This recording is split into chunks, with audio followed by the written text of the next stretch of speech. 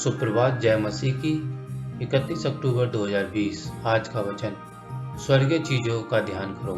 इफिसियों उसका 2 अध्याय उसकी 4 और 6 आयत में लिखा है, परंतु परमेश्वर ने जो दया का धनी है, अपने उस बड़े प्रेम के कारण जिससे उसने हमसे प्रेम किया, जब हम अपराधों के कारण मरे हुए थे, तो हमें मसीह के साथ जलाया।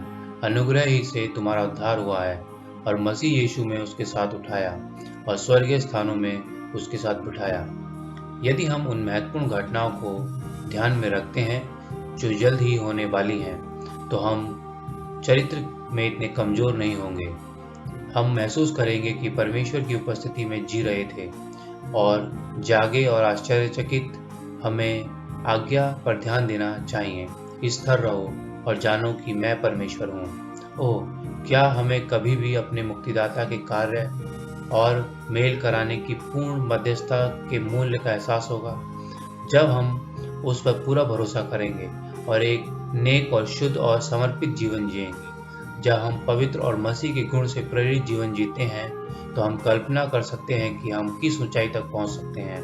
हम आनंद में भविष्य, अनंत दुनिया में ले जाए जा सकते हैं। हम उसे देखने के रूप में जी सकते हैं जो आदर्श है। विश्वास से चले, न कि दृष्टि से।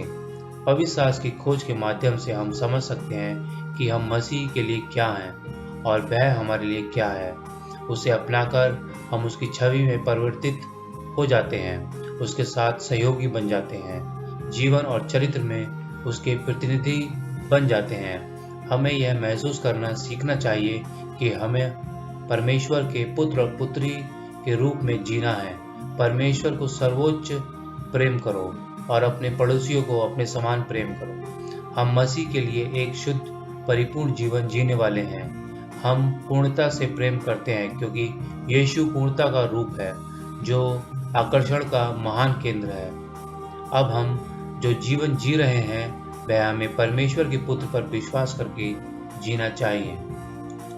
यदि हम मसीह के पीछे चलते हैं, तो हमारे पास एक अनियमित अनुभव नहीं होगा और परिस्थितियों से आगे बढ़ेंगे और जो हमारे परिवेश से प्रभावित होगा।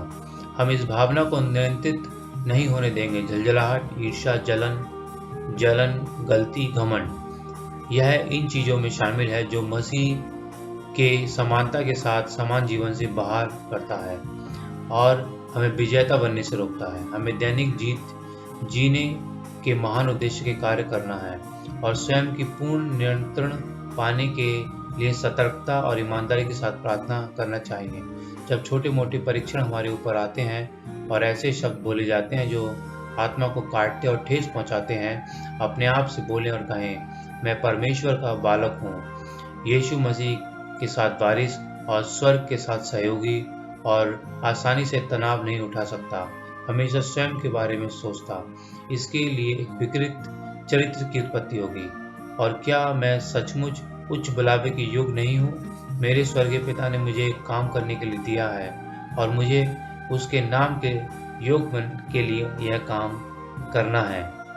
हमें यीशु मसीह के चरित्र की निष्ठा और निरंतरता पर विचार करना चाहिए ताकि हम उसकी आशीष प्राप्त कर सकें और पुरुषों को उसके पद चिन्हों पर चलने के लिए निर्देशित कर सकें। Reflecting Christ, page number 318। धन्यवाद। परमेश्वर सबको आशीष और बरकतें दे।